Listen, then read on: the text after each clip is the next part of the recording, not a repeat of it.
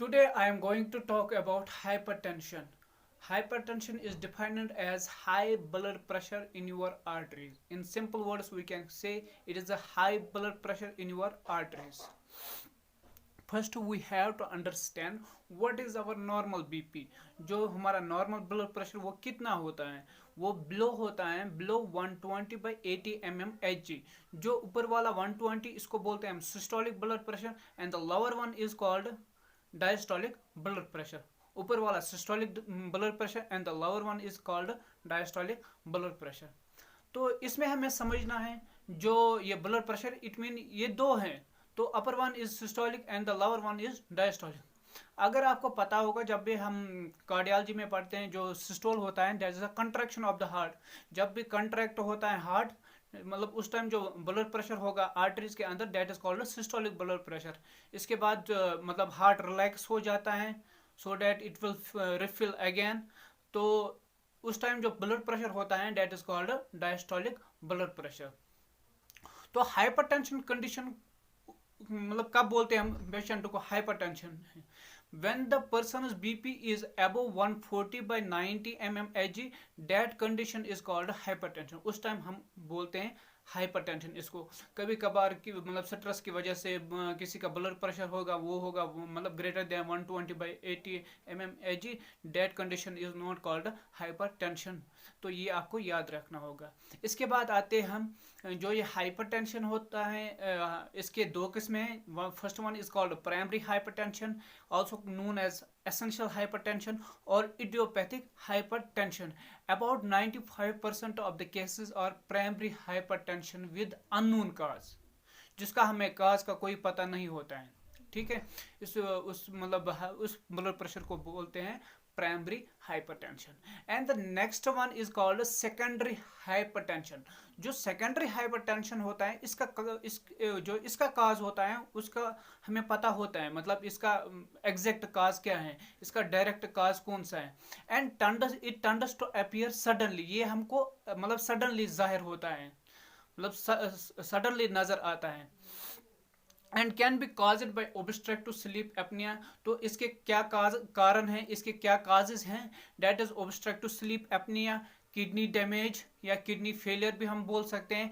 Adrenal gland tumours, अगर adrenal gland that is located on the top of the kidney, तो एक gland होता है जिसको हम बोलते हैं एड्रिनल ग्लैंड, वो होता है on the top of the kidney.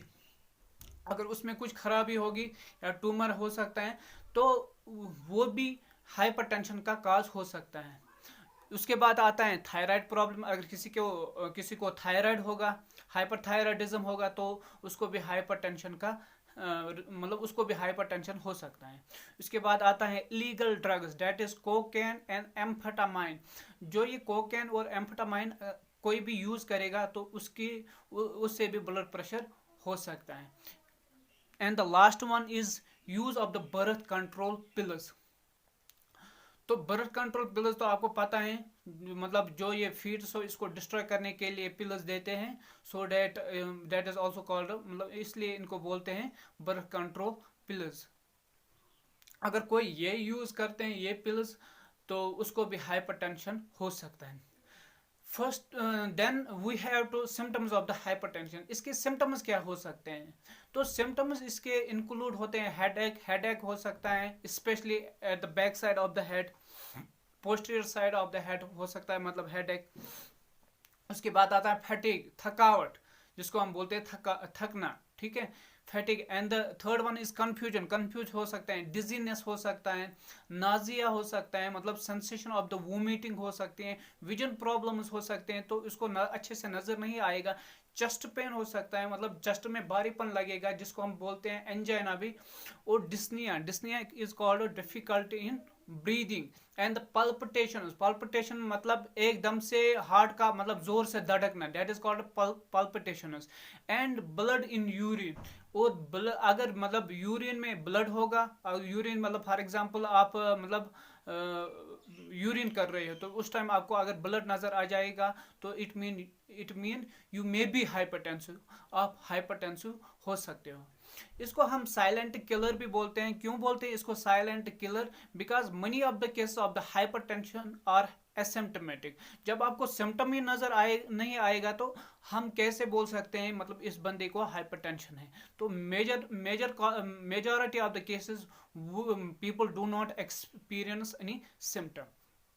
उसके बाद आते हैं रिस्क फैक्टर्स। तो रिस्क फैक्टर में मतलब पहले आता है age. Age we age the risk of the hypertension goes up, ये मतलब इंक्रीज होता है, ठीक है। इसके बाद आता है स्मोकिंग। कोई शख्स स्मोकिंग कर रहा है तो उसको भी मतलब हाइपरटेंशन का चांसेस हैं, that is at high risk of hypertension. उसके बाद आता है डायबिटीज। डायबिटीज को हम बोलते हैं high blood sugar in the blood, high blood sugar, ठीक है। हाई ब्लड शुगर से मतलब वो डैमेज करता है आर्टरीज को, करता है फिर वेनस को करता है, that is causes systemic inflammation. तो डायबिटीज से होता है सिस्टमिक इन्फ्लेमेशन। उसके बाद आता है स्ट्रेस। स्ट्रेस अगर कोई मतलब स्ट्रेस में होगा तो उसको भी चांसेस हैं वो मतलब हाई ब्लड प्रेशर का शिकार हो सकता है। उसके बाद आता है ओबिसिटी। ओबिसिटी में हम किसी को बोलते हैं मतलब जो मतलब मोटा है ज्यादा, ठीक है, बीइंग ओबियस मतलब ज्यादा मोटा रहना, फैटी होना, तो वो भी हाइपरटेंशन का रिस्क है। उसके बाद आता है treatment and the prevention. Treatment और prevention, first we will talk about prevention. तो प्रिवेंशन में क्या आपको क्या करना है, first you have to do regular exercise. आपको रेगुलर एक्सरसाइज करनी पड़ेगी, ठीक है। और if you are smoker you have to quit smoking, आपको क्वाइट करनी होगी स्मोकिंग, ठीक है। इसके बाद if you are salt sensitive, अगर आप साल्ट सेंसिटिव है, जब भी आप साल्ट खाते हो, साल्ट का इंटेक कर रहे हो तो आपको हाइपरटेंशन होता है, तो you do not have to avoid salt. आपको मतलब सॉल्ट अवॉइड नहीं करना है, तो आपको क्या करना है, आपको मतलब सॉल्ट लेना है, कम कम लेना है, but you have to increase your potassium. आपको पोटेशियम का इंटेक ज्यादा करना है, ठीक है। तो पोटेशियम क्या करता है, पोटेशियम इसको बैलेंस करता है। ये मतलब जब आप पोटेशियम खाते हो तो you can tolerate more sodium, तो आप टॉलरेट कर सकते हो मोर सोडियम को, ठीक है। तो first then you have to manage your stress. अगर आप मतलब आपके अंदर मतलब आपको स्ट्रेस है तो वो आपको मैनेज करना होगा, ठीक है। उसके बाद if you are diabetic patient you have to take low carbs. आपको लो कार्ब डाइट इस्तेमाल करना पड़ेगा। You have to eat more fruits and vegetables, specially vegetables. तो उसकी वजह से भी आपका जो ब्लड प्रेशर होगा वो कंट्रोल होगा, ठीक है। तो इसके बाद हम आते हैं फार्मास्यूटिकल इंटरवेंशन पे। जो इसका ट्रीटमेंट है वो that is a pharmaceutical intervention measure. तो अगर आपको पता होगा जो मतलब बहुत सारे मेडिकेशन आते हैं मतलब मार्केट में जिससे हम मतलब हाइपरटेंशन को ट्रीट करते हैं। Here I mentioned all. First one is जिसको हम बोलते हैं रेनिन इनहिबिटर। जो रेनिन होता है एक एंजाइम जो किडनी से निकलता है, अगर इसको हम इनहिबिट करेंगे तो हमारा ब्लड प्रेशर ड्रॉप होगा, ठीक है। Because it further it inhibits the whole cascade, जिससे मतलब ब्लड प्रेशर इंक्रीज होता है, वो सारे कैस्केड को मतलब इनहिबिट करता है। उसके बाद आता है एस इनहिबिटर्स। एस इनहिबिटर्स क्या करते हैं, जो ये मतलब एंजियोटेंसिन होता है जो लिवर से आता है, ठीक है। लिवर से एक एंजाइम आता है जिसको बोलते हैं एंजियोटेंसिनोजन। तो इसको कन्वर्ट करता है ये पहले रेनन मतलब इसको कन्वर्ट करता है एंजियोटेंसिन फर्स्ट। जो ये एंजियोटेंसिन फर्स्ट ये मतलब कन्वर्ट होता है एंजियोटेंसिन सेकंड में with the help of as enzyme. जो ये एएस एंजाइम तो इट मीन ये मदद करता है एंजियोटेंसिन फर्स्ट को कन्वर्ट करने में एंजियोटेंसिन सेकंड में, ठीक है। तो अगर हम एस इनहिबिटर देंगे तो इसकी वजह से ब्लड प्रेशर ड्रॉप होगा, ठीक है। इसके बाद आता है ARB drugs, angiotensin second receptor blockers. तो जो हमारे आर्टरीज होते हैं मतलब जो इसके सेल्स है इस पे मतलब रिसेप्टर होता है जिसको हम बोलते हैं एंजियोटेंसिन सेकंड रिसेप्टर। जब ये मतलब जब ये एंजियोटेंसिन सेकंड बन जाता है ये मतलब इन रिसेप्टर से बाइंड होता है और इनको ट्रिगर करता है, so that it leads to vasoconstriction. जब वेजो कॉन्स्ट्रक्शन हो जाएगा तो ब्लड प्रेशर इंक्रीज हो जाता है। इसके बाद आता है बीटा ब्लॉकर्स। बीटा ब्लॉकर्स भी हम यूज करते हैं। बीटा ब्लॉकर्स हम इसलिए यूज करते हैं सो that it will block the beta adrenergic receptor on the heart.